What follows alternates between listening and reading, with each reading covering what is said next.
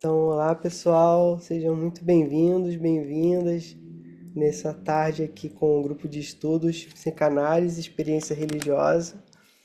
Hoje a gente tem a alegria de receber com a gente o padre Gustavo Fernandes, que eu tive o prazer de escutar recentemente na PUC Rio, num evento sobre espiritualidades e sentidos da vida, né? E ele participa de uma equipe bacana de pesquisa na PUC Goiás, mas ele é presbítero em Uberaba, não é isso? Em Minas Gerais. Isso. Então, o Gustavo, ele tem 4 graduações, em filosofia, letras, teologia e matemática, e também mestrado e doutorado em ciências da religião pela PUC Goiás. Atualmente está fazendo um pós-doutorado também nessa área. Então, a pesquisa dele trata da religião, da saúde, da sexualidade na vida presbiteral. Então, Gustavo, fique muito à vontade, sinta-se muito acolhido aqui para apresentar o seu trabalho, que a gente vai escutar com muita atenção.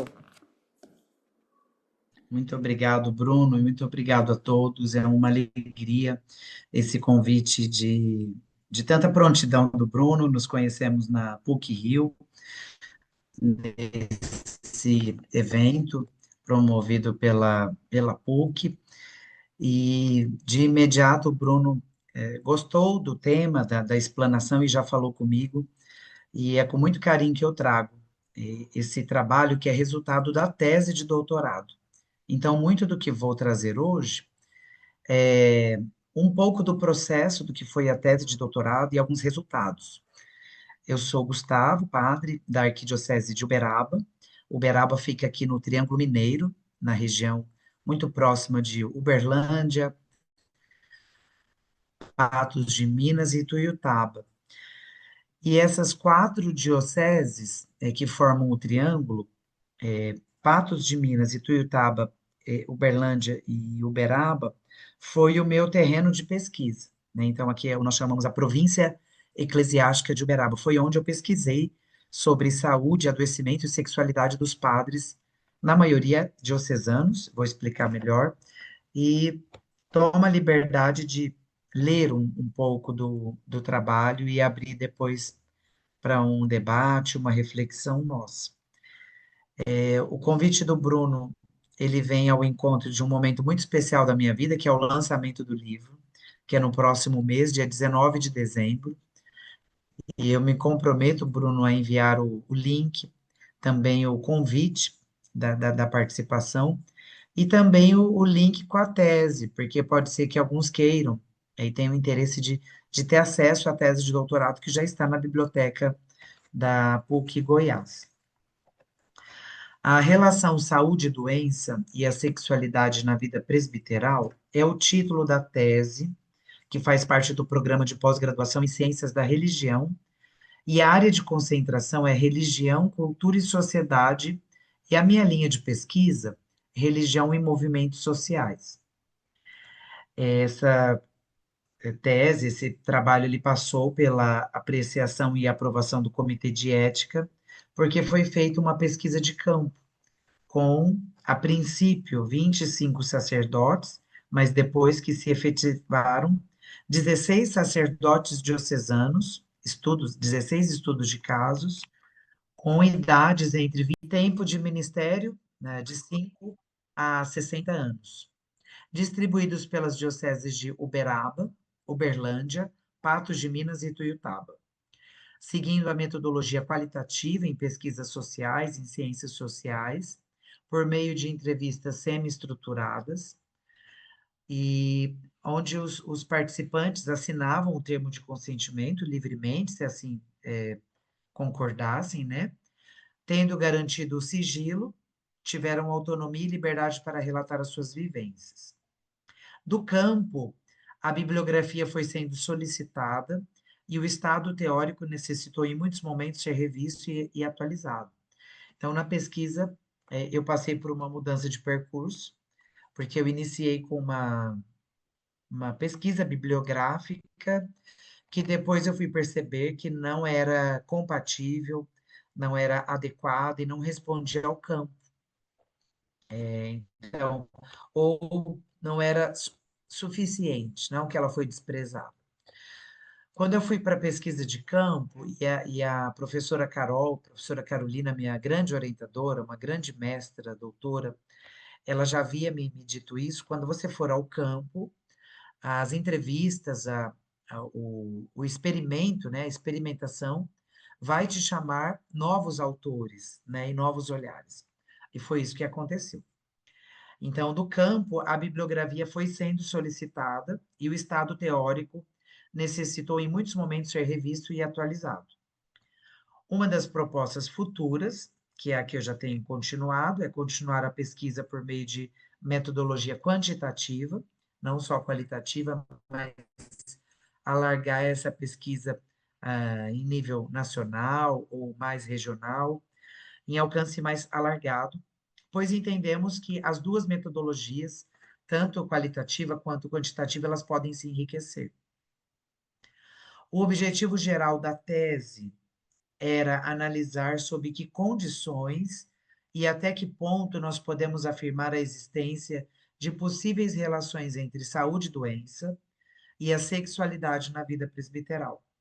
Na verdade, aqui eu falo de duas relações. Há uma primeira relação entre saúde e doença. Ninguém é totalmente saudável, ninguém é totalmente doente, mas há relações entre o que é saúde e o que é doença. E nesse complexo chamado saúde e doença, nesse binômio, a relação com a sexualidade. Se existir, quais são essas relações? Sabemos que existem, e como se estabelecem essas relações. As hipóteses que eu tinha e que foram avaliadas à luz dos resultados da pesquisa. Primeira, fala-se pouco do assunto sexualidade, e quando se fala, geralmente é de forma controlada, como tabu, como estigma. Há um silenciamento, portanto, das questões da sexualidade em geral. Então, a primeira hipótese não é nem só do clero, mas em termos gerais, nós temos dificuldade de falar de sexualidade. Né? E na pesquisa de campo, quando eu fui entrevistar os sacerdotes, a gente percebe o preconceito, né? Quando fala o nome sexualidade, as pessoas muitas vezes acham que se está falando de algo marginal ou algo que não faz parte da constituição humana. Há pouco tempo, faz umas 2 semanas, eu participei de um congresso da Pastoral Familiar, em Poços de Caldas, e para o meu espanto, quando um dos casais foi falar sobre casos especiais na vida da pastoral familiar. E num dos tópicos está lá, sexualidade. Ou seja, a sexualidade que é algo do ser humano, que todo ser humano tem, faz parte do ser humano, visto como algo marginal, como um problema, como algo que precisa ser tratado como uma coisa especial. Uma segunda hipótese, agora falando sobre o clero, né? Na formação do clero, o assunto da sexualidade é tratado com certa superficialidade e reservas. Então, essa é uma hipótese, né, que tínhamos. Isso é verdade? O clero, ele tem resistência? É um assunto mesmo superficial quando vai ser tratado? E, por fim, as formas pelas quais se dão o discurso e o silenciamento da sexualidade na formação do clero podem influenciar na saúde, como também no adoecimento presbiteral. Então, a grande hipótese, a grande ponta da pesquisa é se é verdade que há um silenciamento ou uma descrição ao falar de sexualidade,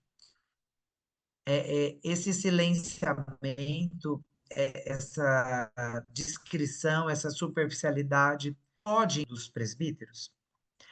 Eu desenvolvi o trabalho em 3 capítulos. No primeiro capítulo, nós apresentamos linhas gerais, uma revisão conceitual, teórica dos núcleos temáticos e também uma descrição dos participantes. Claro, sem citar nome, sem citar localidade, mas um perfil de quem eram os nossos participantes. Depois, no segundo capítulo, nós discutimos a questão desse binômio saúde e doença, já sinalizando para o terceiro capítulo, que seria as formas de discurso e silenciamento da sexualidade, e se isso pode ou não influenciar na saúde e doença dos presbíteros.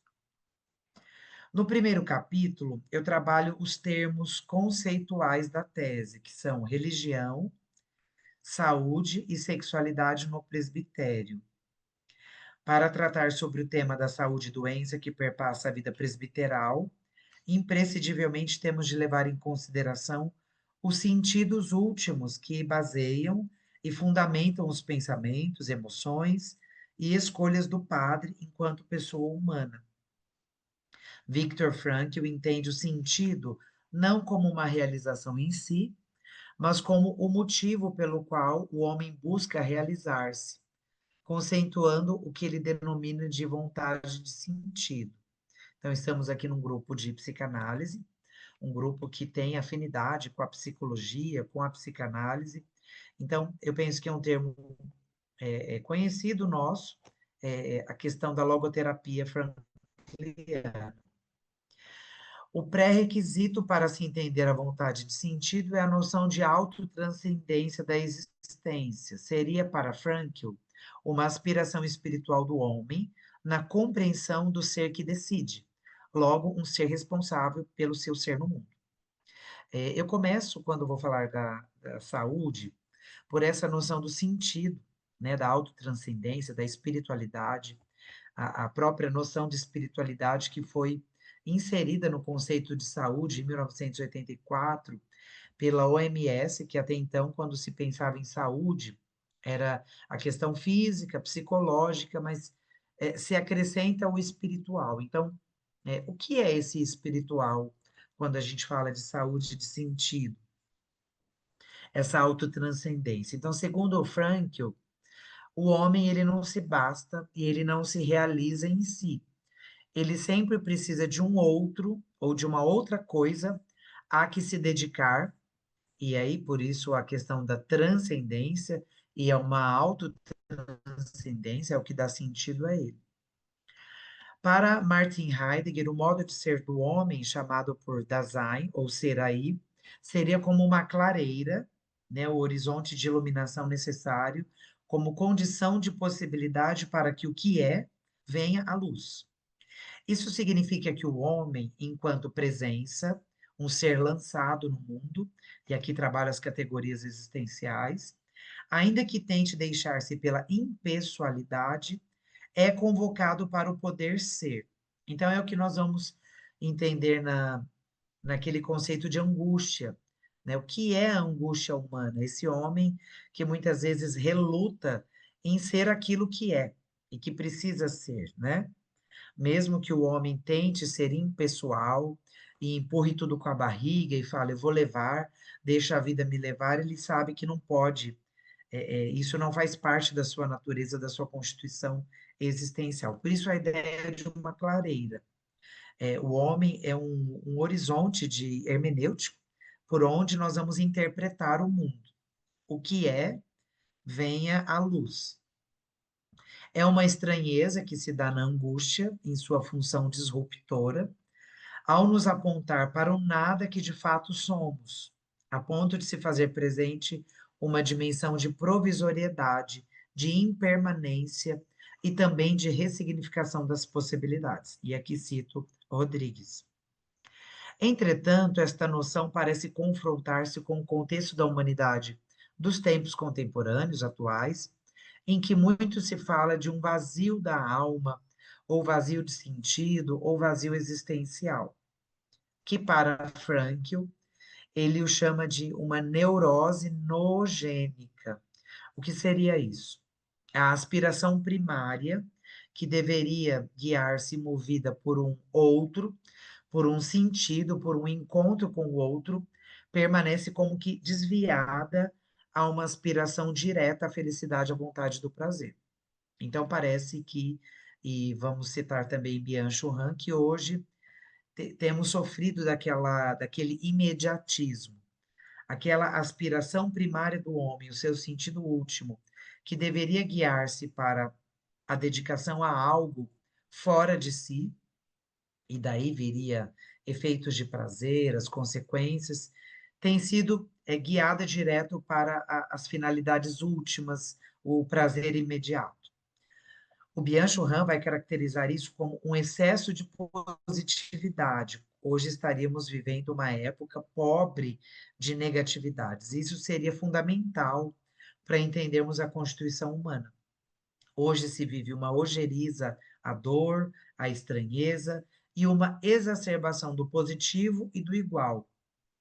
Assim, o vazio de sentido contemporâneo, e retomo, falo isso, para a gente poder entender o sentido de saúde que a gente quer dar ao analisar o padre.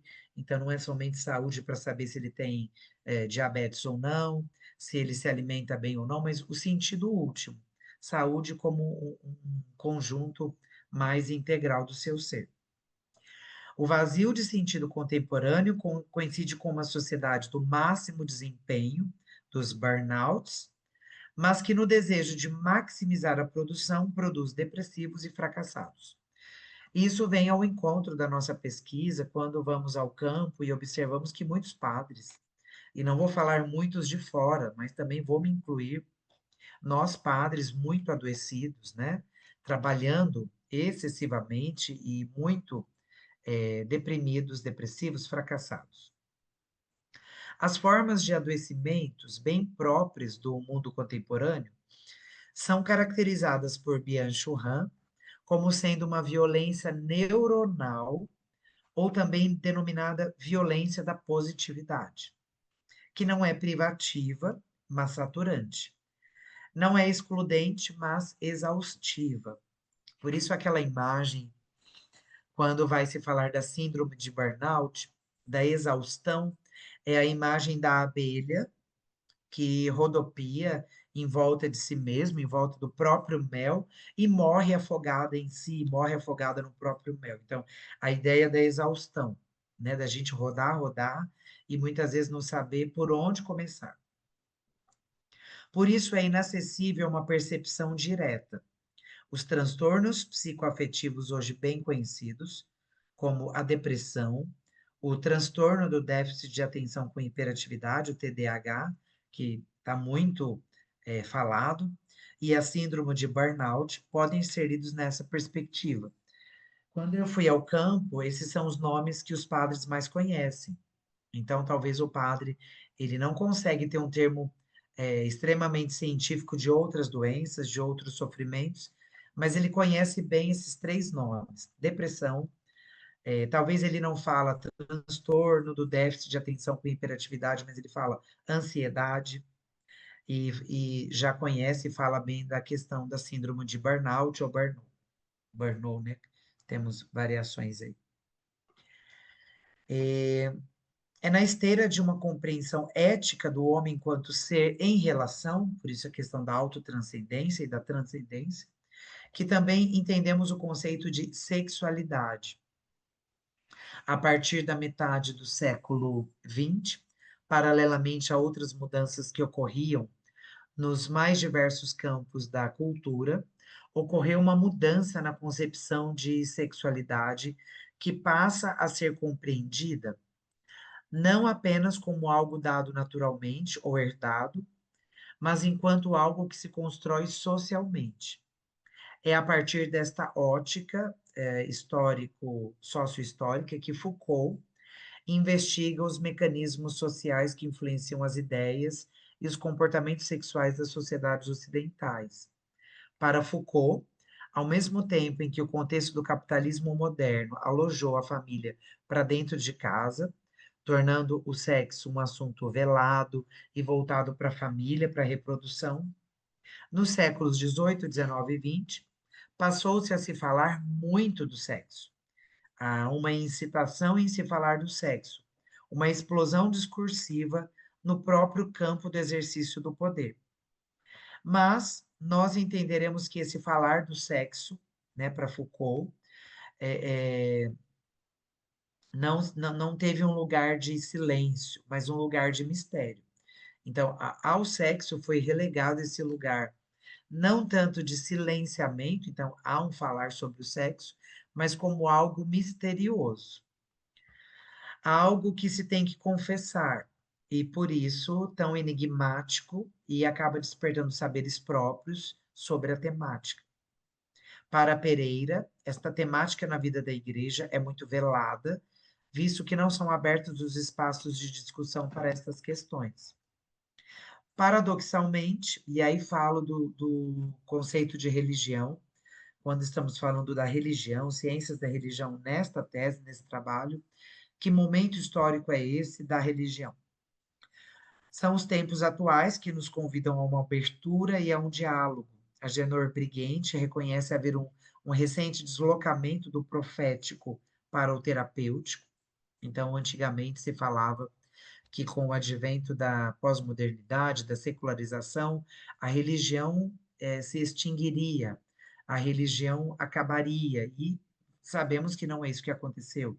A religião está pipocando, né? A religião nunca esteve tão viva, mas são processos, né, de deslocamentos, por exemplo, o Briguente fala que a religião passa de um deslocamento do profético para o terapêutico, alguns vão chamar de estético, do ético para o estético, na esfera da experiência religiosa. O Berger vai falar da secularização e do pluralismo como fenômenos aparentados, então não há que se espantar em ver um florescimento religioso plural ou pluralista vindo da secularização. O Gianni Vattimo vai dizer que este tempo da pós-modernidade é um tempo de enfraquecimento e de espiritualização, e segundo o Vattimo, e é uma teoria da qual eu gosto muito, quando ele fala que a gente teria hoje tempos enfraquecidos metafisicamente, e nesses tempos de maior enfraquecimento teríamos muitas possibilidades de diálogo, da construção da paz, da construção de uma harmonia, nem sempre é o que vemos na prática, e de novos mecanismos e movimentos religiosos. Então, para o Vátimo, essa noção mais enfraquecida, né, não é aquela coisa forte, quando a gente pensa em religião, não é aquela a religião, mas são religiões plurais, múltiplas, enfraquecidas, e espiritualizadas. Então, o Vátimo ele faz uma leitura interessante das três eras, né? A era do Pai, que ele vai associar ao Antigo Testamento, na questão bíblica, né? A era do Filho, que ele vai dizer que é a era do Novo Testamento, e ele vai dizer que hoje seria a era da Igreja ou do Espírito, ele não vai chamar de Espírito Santo, mas ele vai falar que é uma era do espiritual. Então, essa era enfraquecida, totalmente secularizada, ou muito secularizada, é muito espiritualizada também. E aí caberíamos nos perguntar que espiritualidades são essas? Isso pode proporcionar o diálogo entre as religiões e interações humanas. E aí ele vai falar de construção de paradigmas compartilhados. O Papa Francisco, né, que falava tanto de um dinamismo de saída, né, e falava para a igreja, não é, vamos sair, então esse dinamismo de transcendência mesmo, né, de ir ao encontro do outro. E Moreira, Alberto Moreira, nosso professor da PUC Goiás, que fala de um deslocamento do religioso, né? E vai falar de dois níveis do deslocamento. A religião se desloca externamente, né? Por exemplo, quando a gente vai para um shopping e vê ali no comércio, no consumismo, algo de religioso, né? Então, o comércio que substitui a, a, aquela religião antiga. E ele fala de um deslocamento interno, dizendo que, sobretudo, as religiões de matriz cristã, elas têm maleabilidade e proporcionam interações de abertura, de kenosis, de rebaixamento, de entrega, como aconteceu com Jesus. Então, esse é o primeiro capítulo, é um capítulo de conceitos. Só para retomar, eu trabalho o conceito de religião na pós-modernidade, o conceito de saúde e doença, no aspecto do sentido e da espiritualidade, e o conceito de sexualidade não como um componente biológico apenas, mas como um componente sócio-histórico que vai sendo construído ao longo do tempo. No segundo capítulo, nós trabalhamos saúde e doença no presbitério. Bruno, eu posso seguir? Não sei se está muito Sim, claro. enfadonho, mas se posso. Vai em frente. No segundo capítulo, nós tratamos sobre a relação saúde e doença no presbitério. No caso dos presbíteros entrevistados, em princípio parece que a razão, o sentido que justifica a felicidade deles, desses que eu entrevistei, é a vivência do ministério a eles confiado. E quando se pergunta o que te deixa feliz para o padre, né? O que te motiva a seguir para frente? E ele vai dizer que é o ministério que foi confiado a ele. O termo, entre aspas, realizado, parece ser bem paradigmático e performático desse fazer em razão de. Ou seja, o dedicar-se a uma causa que transcende a si mesmo parece algo que está muito presente na vida do padre. O padre é sempre alguém que está fazendo algo para alguém. Ou o padre é sempre alguém que está prestando algum serviço para alguma causa. Alguns, ao contrário, expuseram alguns de seus desconfortos. Sobre estes ficou-nos a impressão de que, mesmo não se sentindo bem, na maioria das vezes não confrontam isso com as autoridades, pois dizem encontrar pouca abertura para si, para tal questão, e então criam meios para que essa realização aconteça. Então, uma primeira pergunta, né, um primeiro tópico, se o padre se sente realizado. Muitos dizem que sim, e é o ministério que dá essa realização, mas um grupo considerável também vai dizer que, olha, não estou bem, mas eu não vou mexer com isso, não. Né? Parece que é melhor não ir atrás, porque a gente não vê muita esperança em resolução. É a impressão que eu, num trabalho muito limitado e recortado, eu tive. O fato é que, ao agirem desta maneira, apontam para o perigo da cisão, que é o oposto da integração, em que a pessoa aparentemente obedece para cumprir o que se dela espera, mas vive constantemente de forma dividida. Isso é frase, citação da Patrícia Costa, que é uma psicanalista winnicottiana de BH, que me ajudou muito para, os seus textos me ajudaram muito para a construção da tese. Então, a Patrícia vai dizer dessa cisão, né? A pessoa como que lá dentro fica dividida, por fora ela fala amém, ela aceita, ela não briga, mas por dentro ele está brigando, xingando o bispo, está xingando os colegas e está se amaldiçoando aí. É preciso, pois, cuidar bem desse termo que nós chamamos saúde. A OMS define saúde como um estado de completo bem-estar físico, mental e social.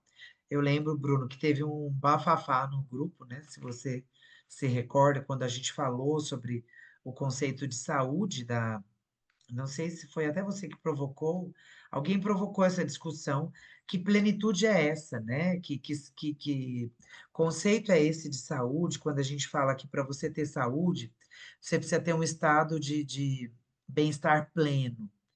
Então, não entra aí no conceito da OMS as contrariedades, as cisões, não entra negatividades, então entra um estado de completo bem-estar físico, mental e social.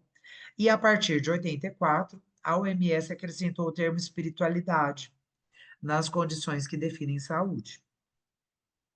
Na pesquisa, nós nos utilizamos de padrões conhecidos e já validados socialmente para dizer sobre saúde, mas sempre procurando tecer a ter relação com esses elementos e o sentido do ser padre. Então, quando eu fui visitar os padres e elaborar o questionário para o comitê de ética, eu não fugi daqueles elementos já conhecidos, que quando a gente fala de saúde, a gente diz se alimenta bem, se faz prática de atividades físicas, se visita um médico regularmente, se faz terapia ou não, se dorme bem, se bebe água, se faz caminhada. Então, esses elementos foram considerados, claro, eles fazem parte da pesquisa e são importantes, mas integrados naquilo que a gente gostaria de entender melhor, que é a espiritualidade e o sentido do ser da pessoa.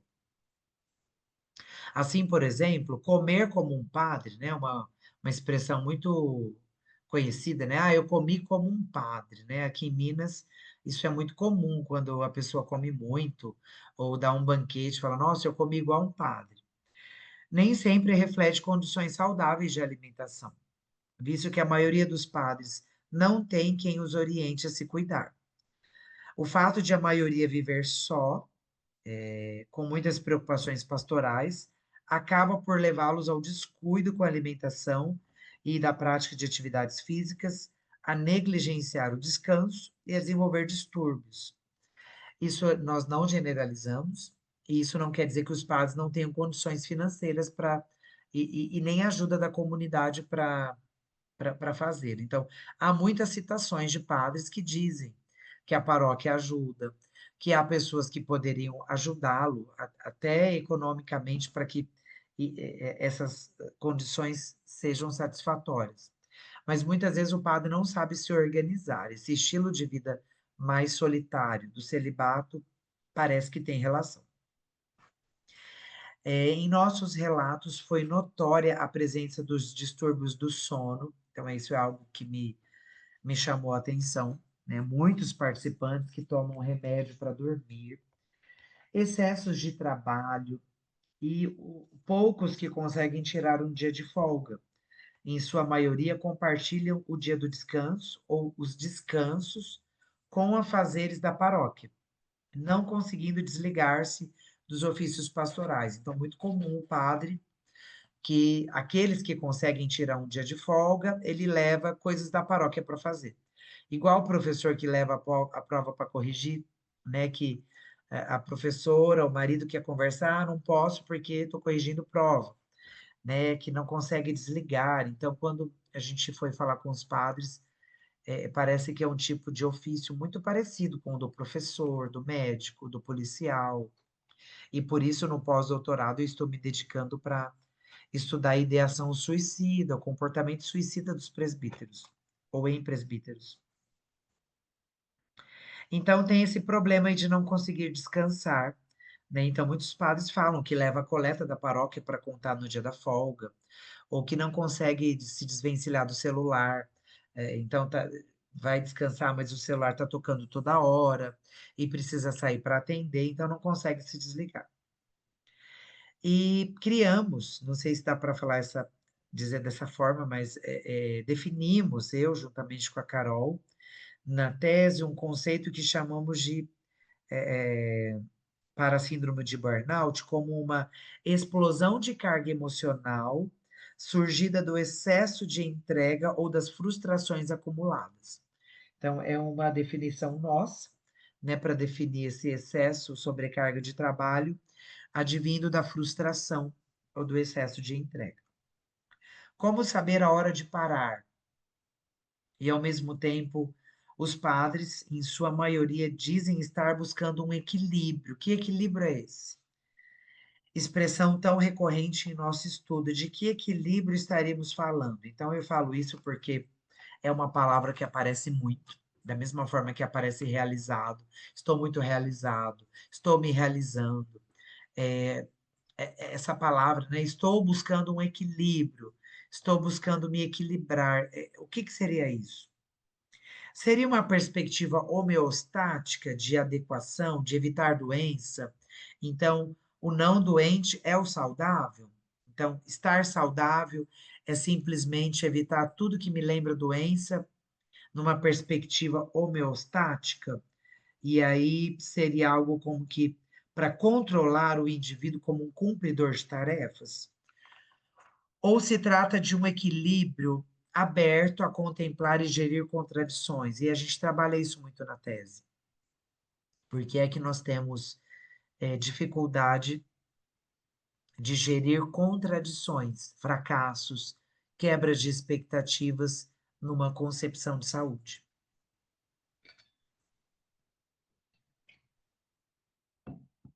Além das doenças crônicas, aqui eu cito a hipertensão arterial, que é uma das que mais apareceram na tese.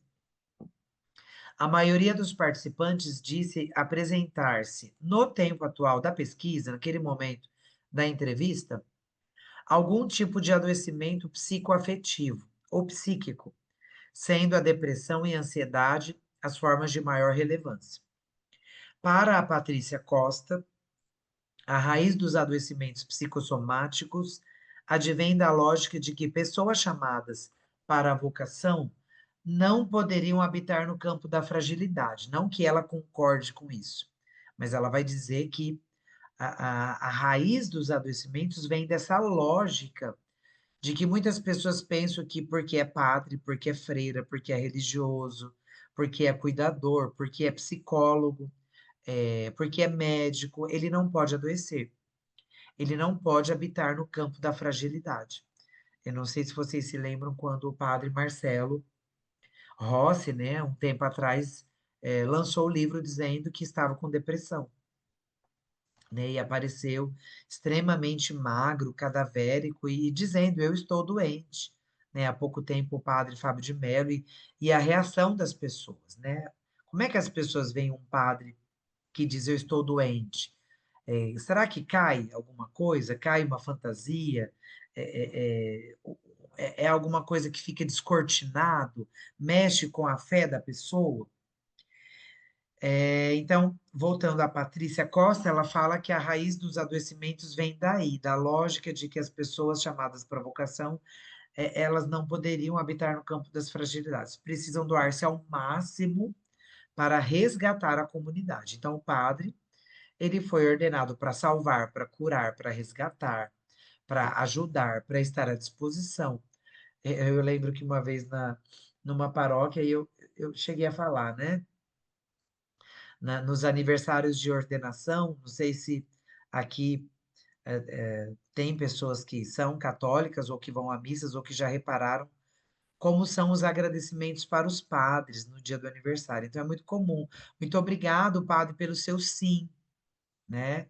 E aí engata com esse sim, vai até o final. Muito obrigado pelo seu sim, muito obrigado pela sua doação, muito obrigado pela sua disponibilidade. E aí eu me lembro que eu estava numa paróquia muito querida, que eu falei, gente, deixa eu fazer um desabafo, eu estou angustiada. Porque é muito sim, e o padre precisa também dizer não, né? Ele precisa, como homem, dizer, olha, eu não estou aguentando, né? Está pesado, está difícil. Então eu vejo que parece que é aí que a Patrícia Costa tá falando. Isso se agrava se considerarmos que, segundo Fernandes, são bem presentes no imaginário católico, e muitos sacerdotes reforçam isso, associações entre doença psíquica e demonização, mal instalado. Então, nós temos toda uma construção histórica, até medicinal, médica, né? E religiosa, né? Teológica. Hoje mesmo, o evangelho da missa é o leproso, né? Aquele evangelho que fala do leproso que recebeu a cura. O leproso, na época de Jesus, era visto como alguém que estava possuído, impuro, alguém que tinha feito um mal para Deus e Deus estava castigando. Então, falar que está deprimido, falar que está com depressão, com ansiedade, parece que tem aí no imaginário, no inconsciente coletivo, alguma coisa assim, você está endemoniado, você não está abençoado, você precisa ser curado, né? Ehrenberg entende a depressão na perspectiva da desistência, uma outra perspectiva. O homem não conseguindo controlar e dar conta de todas as coisas, e a gente não dá conta de todas as coisas, ele desiste. Mas ele não desiste de qualquer jeito. Ele não abre mão. Ele desiste internamente. Ele sabe que ele cansou, ele sabe que ele entregou os pontos, mas por fora ele ainda está dizendo amém. Por fora, ele ainda está dizendo: tudo bem, pode mandar mais uma sobrecarga de trabalho. Então, esse conceito de Rodrigues e Ehrenberg, que é o homem que desiste, mas não abre mão. Então, não sei se aqui eles estariam falando da questão controladora, e a gente vê isso em muitos sacerdotes, em muitos de nós. Quantas vezes já me vi assim também?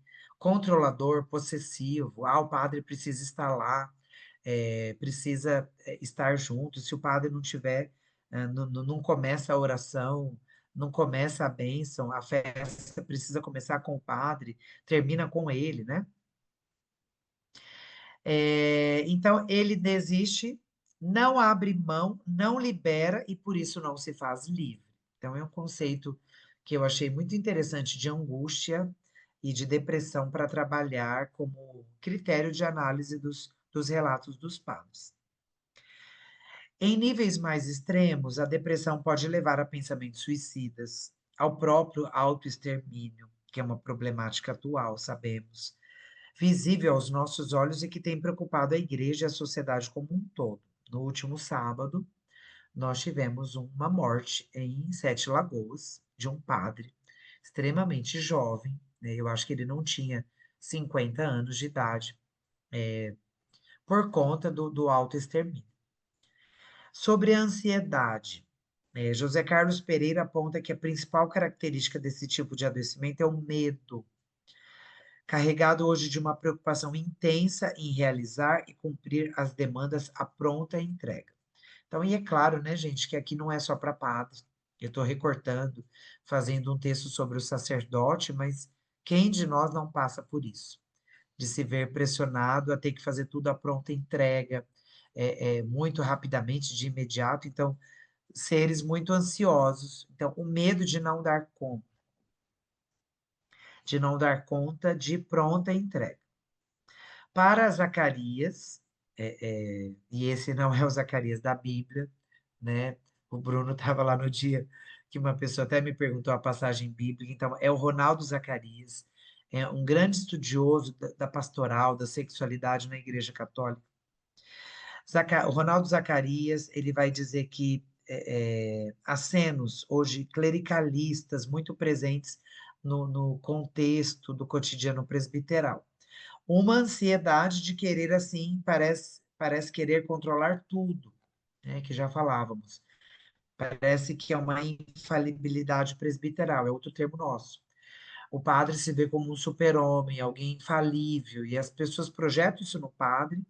O padre gosta, né, desse efeito de prazer que recai sobre ele, porque isso gera poder, muitas vezes isso gera status, isso gera reconhecimento, gera dinheiro, gera engajamento nas redes sociais. Então, hoje a gente não é o tema, mas é subjacente, está interligado. A questão midiática, a questão dos benefícios. E muitas vezes é uma cilada, né? A gente está cavando o próprio buraco. Essa infalibilidade presbiteral é um termo nosso da tese, é uma autoria, né? É uma noção de que o presbítero tem em relação a si próprio, de que sem ele nada acontece, de que sua presença e atuação são tão indispensáveis que chega a ser infalíveis, o que ocasionaria outras crenças. Então, é a crença de que o padre é infalível. E falo isso porque já passei por isso, vez por outra, nós somos acometidos por essa tentação, né? Uma espécie de bajulação misturada com uma sensação equivocada de poder, né? E a tese, Bruno e queridos colegas, trabalha muito isso, né? Religião, saúde, doença, sexualidade estão ligados também com uma questão de poder. E o último capítulo, né? Estamos terminando, que é sobre saúde e doença relacionadas à sexualidade no clero. A sexualidade é uma categoria que se relaciona ao campo da saúde, faz parte da vida humana, então não é como eu vi lá em Poços de Caldas, um caso especial. Não é algo marginal, não é uma doença, não é uma coisa estranha, alheia a nós. É algo inerente à vida humana e vai se construindo através de elementos biológicos e culturais. De acordo com a Congregação para a Educação Católica, nas orientações educacionais sobre o amor humano, a sexualidade é uma componente fundamental da personalidade, um modo de ser, de se manifestar, de comunicar-se com os outros, de comunicar com outros, de sentir, de expressar e de viver o amor humano. Que eu acho que é aqui que reside todo o buraco, né? Toda a lacuna, numa questão conceitual, né?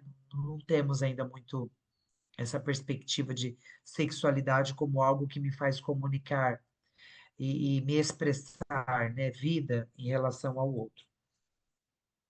Portanto, ela é parte integrante Eu me lembro que na banca, Bruno, eu fui muito questionado, porque eu lembro de um dos professores que até disse: será que você não está supervalorizando seu tema? Querendo dizer que todo o problema do padre é sexualidade? E eu lembro que eu argumentei, fiz vários textos, e não se trata de supervalorizar e dizer, olha, a saúde ou o adoecimento do clero se deve à sexualidade. Não é isso. É um aspecto importante da natureza humana, um de vários, mas um aspecto importante, um aspecto integrativo, sem o qual nada somos. A sexualidade refere-se ao todo da pessoa e, portanto, há que se reconhecê-la. Ela é uma dimensão constitutiva, então é todo, no sentido de ser constitutiva do nosso ser. La Palma diz que pode ser compreendida se considerarmos as dimensões biológica, psicológica, existencial e cultural que se relacionam mutuamente. Então, quando eu fui pesquisar autores sobre a sexualidade, há muita divergência e também complementaridade. Uns vão dizer físico e cultural, essa vai dizer, por exemplo, a La Palma, né? Biológica, psicológica, existencial e cultural, e há muitas definições. Zacarias, o Ronaldo Zacarias apresenta-nos que não há outro modo de existir e de se realizar como pessoa, a não ser como pessoa sexual. Nós somos pessoas sexuais. Me lembro que na edição do livro, para propor às editoras, muitas editoras que até não desejaram publicar, queriam que eu trocasse o nome. Ah, vamos publicar, mas você tire sexualidade e coloque afetividade, porque talvez soaria como algo mais leve, né? Menos complexo. E argumento aqui com vocês que nós somos pessoas sexuais, nós somos pessoas com sexualidade. E isso não nos diminui, né? Isso não nos faz pessoas estranhas. Somos nós temos e somos sexuais. A sexualidade é o lugar a partir do qual a pessoa entra em relação com os outros, com o mundo e com Deus, vai dizer o Ronaldo Zacarias. Para Anthony Giddens, a sexualidade funciona como um aspecto maleável do eu, um ponto de conexão primário entre corpo, autoidentidade e as normas sociais.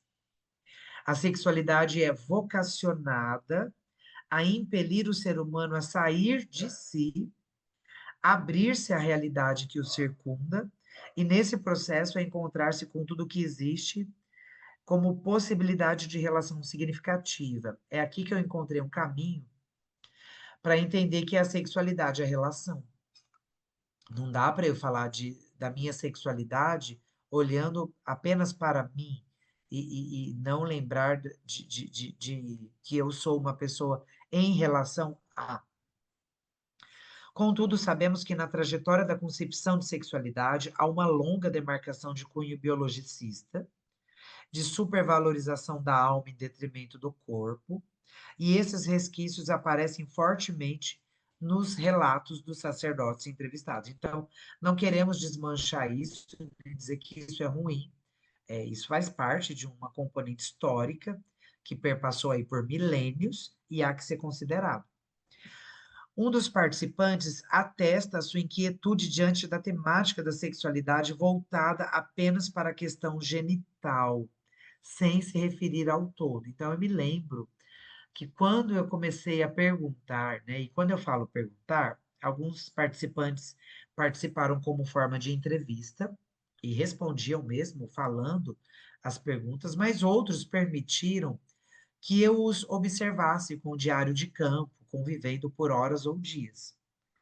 Então, esse participante diz assim: às vezes o que acontece é celibato. Significa sempre voltado para as partes da genitalidade. Nunca se vê o todo, sempre se vê somente um ponto fixo, nunca se vê o todo. Na visão desse participante, quando ele fala de celibato, é uma busca do equilíbrio, mas segundo ele, o que acaba acontecendo é que a vivência do celibato fica limitada a uma das questões do celibato, mas apenas uma, que é a abstinência sexual. Podemos prever que se trata de uma concepção reducionista da pessoa.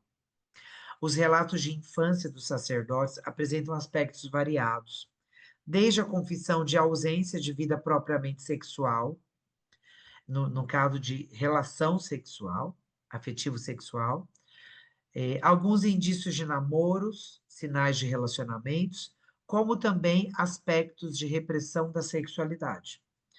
Depois, quando vão para o seminário, já na fase da juventude, os padres, na época seminaristas, em sua maioria, vivenciam um período bem marcante e até conturbado por ser a fase da vida em que se destacam, de um lado, a pulsão sexual, e aqui estamos falando do jovem com 17, 18, 19, então, pulsão sexual, né? E a propensão para os vínculos e relacionamentos, e do outro lado, um convite para uma educação celibatária. Então, parece que, e é muito comum ouvir do seminarista, eu estou em crise. Eu não sei se aqui no nosso grupo tem algum seminarista, ou alguém que já foi seminarista, ou algum padre. É um repertório muito comum, é uma fala muito comum, né, no tempo de seminário, dizer: o que é que você tem? Estou te achando para baixo. E o seminarista diz assim, abre aspas, estou em crise, fecha aspas. O que é que seria isso, estou em crise? É algo que muitas vezes perpassa muito tempo aí do seminário. Então, será que essa dissociação, por um lado, um grande convite à pulsão sexual, e do outro lado, um convite a uma educação celibatária, que nem sempre é dialogal, que nem sempre é explicativa, que tem abertura, mas é um convite. Olha, você está se preparando para ser padre, você não faz voto ainda de celibato, mas você já tem que ir se preparando para o celibato. Então, é um convite a essa vida, a essa regra. Quando nos dispomos a olhar para o padre no momento atual, ou seja, quando ele já é padre, está no ministério, grande parte deles admite que hoje a vida afetivo-sexual está mais tranquila. Então, volto de novo no adjetivo tranquilo. Na busca de um equilíbrio, após terem passado por experiências difíceis e importantes. Então, essa resposta é uma resposta reincidente. Estou tranquilo, ou buscando um equilíbrio, passei momentos difíceis, mas estou me equilibrando. Outro grupo, mais reduzido quantitativamente, mas também muito significativo, fala das quedas, dos medos, das inseguranças e do como é difícil entrar em contato com a própria sexualidade que aspira por seguir viva e pulsante ao longo da vida. Então, é um grupo que vai dizer assim: olha, a pulsão sexual não diminui com o tempo, não diminui depois que passam 10 anos de ministério. Não diminui pelo fato de você celebrar um monte de missa, a vontade de você estar com outra pessoa, né? E a própria, o apetite sexual, ele não diminui. Então, é uma fala interessante desse grupo. Há uma incitação em falar da sexualidade, como nos diz Foucault. Isso é facilmente percebido em nossa pesquisa, pois a maioria dos participantes admite que se sente à vontade para falar da sua própria sexualidade, mesmo que alguns reforcem que isso só ocorre junto a pessoas de extrema confiança. E aqui entram os padres mais próximos, psicólogos, diretor espiritual. Jamais o bispo, o superior, o reitor e as pessoas da comunidade. É um dado que me chamou muita atenção, porque percebi que os padres também têm vergonha ou não têm liberdade para falar com os paroquianos, por exemplo, da sua paróquia. Desculpem.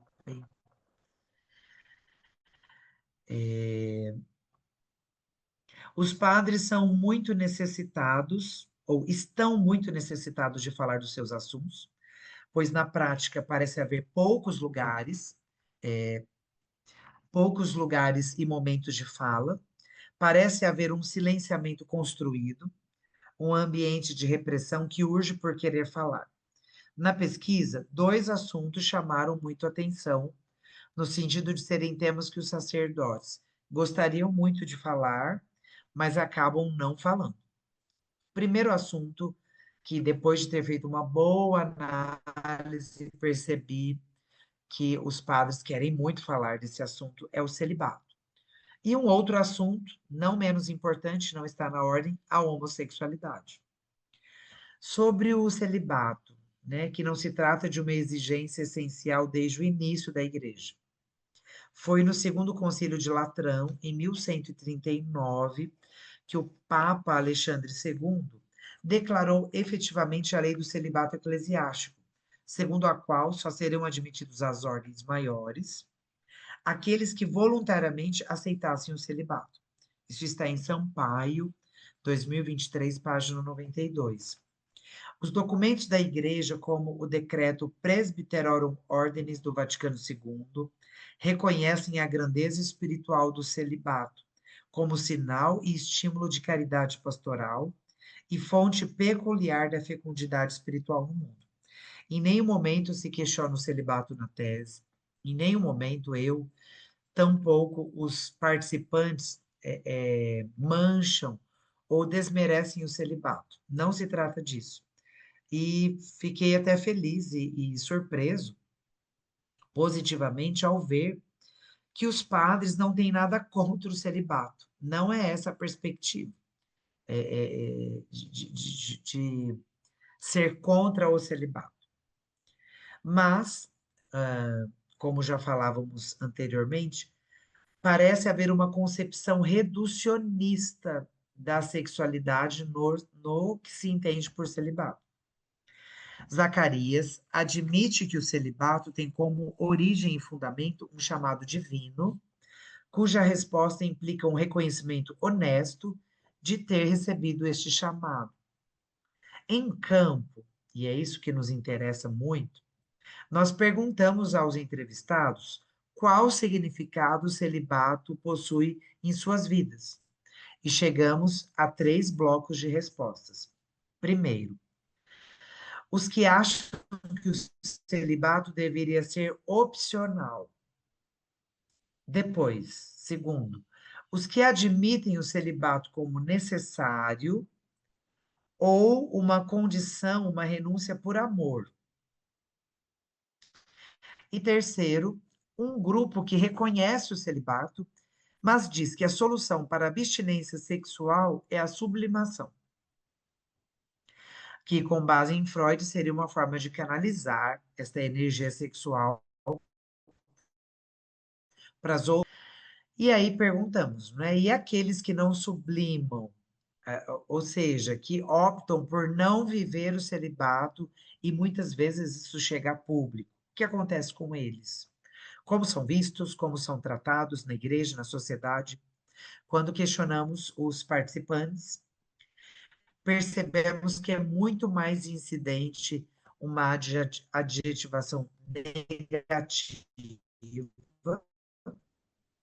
que positiva naquilo que os participantes percebem. Até criamos uma sequência paradigmática dos termos: julgado, punido, excluído, silenciado. Ou seja, há primeiro um julgamento, uma punição, uma exclusão e, por fim, não vamos comentar sobre o assunto. É claro que estamos falando em linhas gerais, nós vamos ter acesso às falas. Não ia conseguir fazer aqui, né, com tanta propriedade, até por questão do tempo, então eu convido, compartilhando com vocês o link, a ir até a tese ou ao livro, né, adquirir o livro que vamos lançar para a gente poder também entender o que é isso, o padre julgado, punido, excluído, silenciado. Onde isso acontece, de que maneira? E o segundo assunto é a questão da homoafetividade ou homossexualidade. De acordo com José Carlos Pereira, ainda que a condição homossexual não seja impedimento para o ingresso no seminário, nem para a ordenação sacerdotal, a Igreja impõe condições para viver esta orientação, de modo que, aspas, não pode admitir ao seminário e às ordens sacras aqueles que praticam a homossexualidade, aceitam tendências homossexuais profundamente, perdão, apresentam tendências homossexuais profundamente radicadas ou apoiam a chamada cultura gay. Então, nessas três situações, a prática da homossexualidade, do ato sexual homossexual, a tendência profundamente arraigada, radicada homossexual, e aí poderíamos até questionar como saber o que é tendência de mudança, a pessoa não tem disponibilidade para mudar, para, entre aspas, sair daquela situação, e o chamado apoio à cultura gay. Então, claramente, a pessoa apoia. Assim, fica claro que a posição oficial do magistério em relação à homossexualidade, seja como ato ou como tendência homossexual, é que se trata de algo objetivamente desordenado. Como ato, é um pecado, portanto, passa pelo crivo da intenção e pode ser escolhido ou evitado. Como tendência, é tido como uma provação e que, portanto, convida a pessoa a policiar-se a ponto de não se tornar um ato. Então, quando fala de tendência, me parece que aí está também a questão da formação, o auxílio da formação, ajudar o candidato para que não chegue ao ato ou para que aquela tendência não se torne radicada, radical, né? Enraizada. Quando vamos ouvir os participantes, a maioria deles fala o contrário. Né? Ou quando a gente vai ouvir os participantes, parece que teoria e prática não são a mesma coisa. A maioria deles entende a homossexualidade ou homoafetividade como algo que independe da pessoa, ou seja, é algo inerente e natural da condição humana, ou seja, os padres falando isso, sendo um grupo reduzido que considera como uma escolha. Um dos participantes diz: é uma condição natural mesmo.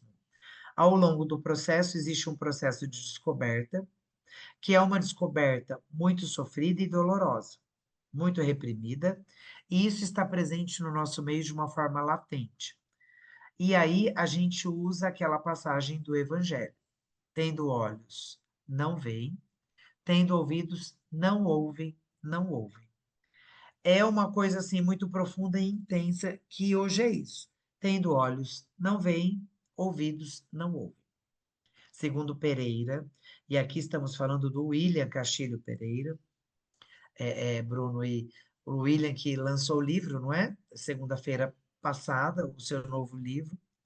E termino com uma análise do querido William Castilho Pereira.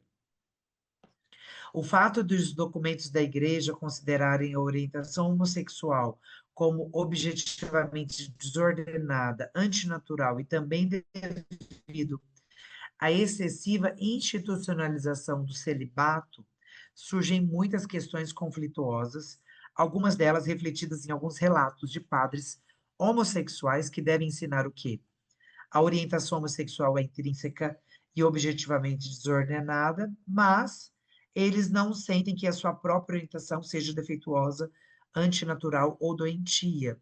Ou seja, pregar uma doutrina que existencialmente não aceita, e daí, aquilo que a Patrícia Costa falava de cisão, né? O William vai dizer, surge um conflito de culpa existencial. E é frase dele, do William Castilho. Talvez o celibato seja uma espécie de ilha de silêncio de suas tendências homossexuais. Termino com algumas considerações e já encerro mesmo. Que conclusões, considerações nós poderíamos tirar de todo o trabalho? Primeira, que as categorias analisadas, saúde, doença e sexualidade, sim, estabelecem relações na vida presbiteral. Segunda, há um descompasso entre as impressões que o sacerdote tem da sua saúde e da sua sexualidade com as reais condições em que se encontram. Parece que não coadunam totalmente. Terceira, uma das possíveis leituras, e é uma das possíveis leituras, porque seriam várias, sobre a inferência daquilo que falamos sexualidade tranquila, quando a gente pergunta e o padre respondia, como é que é a sua sexualidade? eu sou muito tranquilo, pode me perguntar o que você quiser. Pode ser uma forma reprimida e deslocada para o aspecto religioso no sentido de força, cura ou enfrentamento da sexualidade como um mal. O horizonte que a tese vislumbra é a acolhida da sexualidade em seu todo, inclusive tensões, angústias, estranhezas e fragilidades.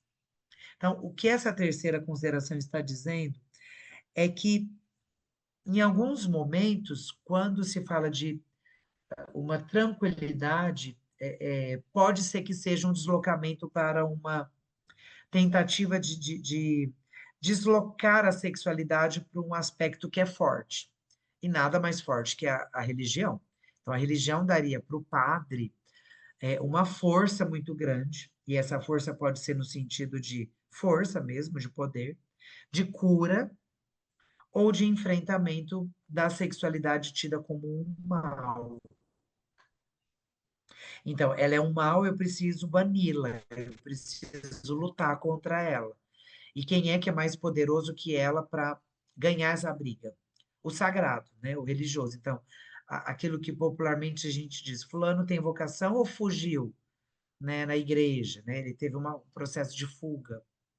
Eu sei que é um aspecto muito delicado, gente, mas que a tese se propõe a, a, a falar sobre. Uma quarta consideração: o discurso da sexualidade é um assunto pelo qual, em geral, os presbíteros têm interesse, mas não se sentem tão seguros ou não encontram espaços de fala nas dioceses. Então, é o grande problema. Quero falar, mas com quem eu vou falar? E se o fulano contar? E se a psicóloga falar no reitor? E se o bispo, quando eu falar com ele, me transfere de paróquia, me pune de alguma maneira? Quinta, os padres têm mais liberdade de falar do assunto da sexualidade entre os pares, entre os próprios padres, se comparado com os bispos, com os quais geralmente, raramente falam, e também com os leigos, quase não se fala. E uma última consideração aqui na tese, mas o assunto fica aberto. As relações de confiança entre os próprios sacerdotes são frágeis. Parece que no presbitério, que seria esse conjunto dos padres, as relações de amizades não são tão boas, né? Os padres não são amigos, e não são confiáveis, não têm muita confiança um no outro. Tanto que quando falam que discutem sobre assuntos importantes com outros padres, geralmente é no tom de brincadeira, no tom de piadinha, no tom de chacota, né? Muitas dessas relações envolvem relações de poder, rivalidade e medo do outro. Os resultados a que chegamos nos mostram alguns passos na abordagem da sexualidade no ambiente do clero, mas essa discussão está aberta e carece de novos empreendimentos, sobretudo no que visa a saúde do presbitério como um todo. Eu peço perdão por ter me alongado. É, Não se preocupe, Gustavo, de modo algum. Aqui, posso comentar? Deu uma. Ótimo. Gustavo, muito obrigado pela sua exposição. No final estava dando alguns cortezinhos, mas deu para acompanhar bem a sua apresentação, né? Algumas pessoas reagiram aqui no chat, já vou dizer também quem quer escrever alguma coisa aqui no bate-papo ou levantar a mão. Eu queria trazer aqui algo que eu já tinha comentado lá no evento, né? Para a gente aprofundar talvez um pouco mais, a obra do meu orientador de tese na Espanha, né? Que é o Carlos Domingues Morano, jesuíta e psicanalista, né? Ele tem um livro chamado Crer Depois de Freud, onde tem 3 capítulos que eu acho muito interessante como que ele coloca a questão dos 3 votos, né? De obediência, castidade e pobreza. E aí ele coloca cada capítulo assim, o cristão diante do poder, da sexualidade e do dinheiro. Então são grandes questões humanas, né? E foi a primeira vez que eu vi isso colocado assim, ele simplesmente inverteu, né, o polo e veio à tona. O Freud fala de um Heimlich, do estranho, né? O estranho que deveria permanecer recalcado veio à luz. Então, como assim, né? Cristão diante do sexo, do poder e do dinheiro. É exatamente o que está em jogo nos três votos, né? E mais especificamente ainda, ele tem um livrinho chamado A Aventura do Celibato Evangélico, em espanhol, né? Que tá meio que em formato de subsídios para encontros de clérigos, de religiosas, né? De grupos, mas que tem alguns insights extremamente interessantes, que já começam pelo subtítulo, que o subtítulo é Sublimação ou Repressão, Narcisismo ou Alteridade. E ele vai trabalhando esses polos, né, que não sempre são claros, né, entre qual é o destino que está sendo dado a essa pulsão, como Freud coloca lá, os quatro destinos, sendo o pior deles, o mais devastador para o psiquismo, sendo o recalque, no sentido de, como falava o meu orientador de mestrado, Marco Antônio Coutinho Jorge, né, ele é excessivo e automático. Ele gera uma série de efeitos, né, no psiquismo, na corporeidade. No outro polo, a sublimação, que seria a transformação em ideais culturais, né, artísticos, religiosos, políticos, né. A gente vê isso muito claramente nos artistas, né. E depois o polo narcisismo, a alteridade, que ele mostra como que, no fundo, uma série de motivações para o celibato tem raízes edípicas, até mesmo na idealização da figura da mãe, essa dificuldade de se desconectar da figura materna e procurar outra mulher, né? Então, mantendo aquela imagem da mãe. Ele até comenta aquela passagem, né? Abandonarás o teu pai e a tua mãe, né? Te unirás à tua mulher. E que, como essa passagem é muito difícil em muitos casos edípicos, né? E ele vai trabalhando no sentido de um celibato que seja não vivenciado enquanto uma espécie de sacrifício no sentido masoquista, né? De sofrimento auto-infligido, mas de disponibilidade. E aí ele fala do celibato para o reino de Deus, né? Em prol do reino de Deus. Até muito mais evangélico quando Jesus fala, né, dos eunucos que se fazem eunucos para o reino, né? E que é interessante que é pouco explorada essa passagem, eu acho, né? No conjunto da questão. Uma coisa ainda mais, já estou fazendo um resumo aqui, mas talvez o que mais me espantou ainda é a constatação dele ainda mais basal, assim. Só há celibato porque há pulsão sexual. Eu achei isso extremamente interessante e contraintuitivo, porque na questão de se comparar o ser humano aos outros animais, os animais não têm pulsão, eles têm instinto. Então não existe celibato entre os animais. Pode existir algum tipo de comprometimento genético que acarrete alguma disfunção sexual, sim, mas não esse tipo de celibato por escolha, por um ideal, né? Porque o ser humano ele é marcado por esse. Bom, estou falando estruturalmente. Hoje eu tenho visto que as pesquisas sobre animais são extremamente complexas.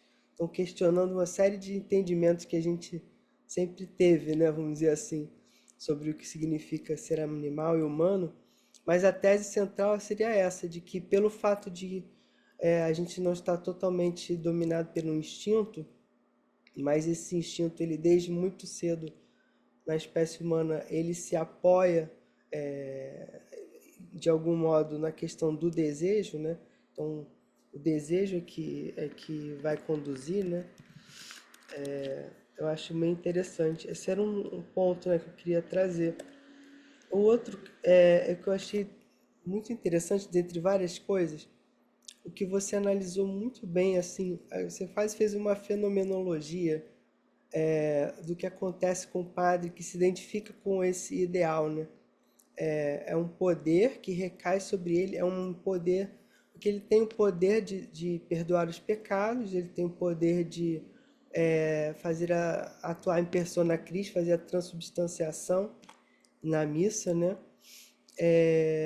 Mas esse reforço de um poder que meio que não é muito claro qual é o limite entre o sagrado e o profano, não sei se a gente poderia dizer assim, é como se tudo que o padre faz de algum modo, o toque dele seria santo, e a gente teria que, claro, pensar isso com a antropologia, né, que isso fica muito claro nos estudos aí da antropologia da religião, mas como que quando ele, o ponto que eu queria destacar era esse, quando que ele acredita nessa persona que lhe é imputada, né? Que isso gera poder, gera dinheiro, engajamento nas redes sociais, mídia, benefícios, cilada. Fui anotando palavras aqui suas, né? E como que eu acho interessante pensar naquelas recomendações que o Freud faz aos analistas, né? De não se importantizar demais, de não acreditar naquilo que o paciente fala sobre ele, né?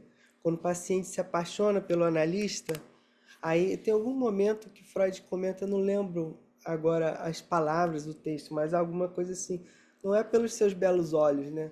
Não é pela sua beleza pessoal, porque ele é uma pessoa extraordinária, mas tem alguma coisa da dinâmica da transferência ali na análise e certamente também na relação do fiel com o presbítero, né? Que coloca em jogo nossos afetos mais primários, né? Então todo o Freud fala, né? Quando o analisando começa a falar para o analista do amor, né? Ele começa a ativar todas as cargas afetivas, sexuais da vida dele, de como ele se conduziu no amor, né? E tudo isso entra em jogo. Então, acho que essa fala do Freud pode ser bem fazeja também para os sacerdotes, né? Para não acreditarem demasiadamente no elogio, né, dos fiéis. E por fim, eu queria pedir se você podia me dar uma indicação, eu acho que é do Byung-Chul Han, que você comentou, a passagem do profético ao terapêutico, que eu achei extraordinário, vou querer citar isso. E você falou do Vátimo, né, da era do Pai, do Filho e do Espiritual, que me soa baseado na tese do Joaquim de Fiores, né, o defensor do milenarismo. Eu fui pesquisar É. aqui porque eu achei que ele tinha sido acusado de heresia, mas parece que não foi, né? E mais recentemente teve até uma valorização assim da obra dele quando ele fez 800 anos. Então teve um certo medo ali de delimitar talvez demais, né, a história como se a Trindade fosse muito estanque, né? Mas que tirando essa interpretação excessiva tem alguns insights, não sei. Muito interessante. Fica livre, Gustavo. Não precisa comentar tudo não, aquilo que te soar. Eu agradeço muito, Bruno. Esses momentos ajudam muito a gente. Eu vou até pedir licença por conta do horário, né? Eu já tinha, como tinha avisado, às 2h30, né? Um compromisso aqui na paróquia, mas eu quero agradecer muito. Essa questão do deslocamento do profético para o terapêutico é do Brighente, do Agenor Brighente, mas depois eu posso te passar a referência, sim. E achei interessantíssimo, né, quando você relaciona o padre com o fiel e o analista, né, com o cliente ou paciente no divã, a paixão pelo terapeuta. A Helena de Meserville, ela tem uma pesquisa que vai falar sobre as duas imagens do padre. E ela vai falar que há uma imagem sociológica e há uma imagem teológica. E ela vai dizer: a imagem teológica é aquela imagem que o padre tem de si enquanto homem religioso. E a sociológica é a que a sociedade projeta sobre ele, mas nem sempre ele está preparado para lidar com ela, que é onde muitas vezes há esse duelo, esse choque das duas imagens do padre, que eu penso, Bruno, que é muito o que você traz aí. Quando você fala, né, e falamos, o padre vai se deixando, parece que gostar, né, do elogio, desses mimos, de poder, né? Mas isso, na verdade, vai levando o padre padre, a pessoa, a um grande fracasso, né? Uma, uma zona destrutiva. E aí essa autora vai dizer que é por isso que muitos padres vão se entupir. E aí o William Castilho, também lançando o seu livro, na última semana fala sobre isso. Se entupir de paramentos, né? Então, por que que muitas vezes o padre ele tem a necessidade daquela roupagem, né? De se incrementar muito, de se encher de. Não que o paramento seja ruim, não estamos falando isso, mas os excessos, né?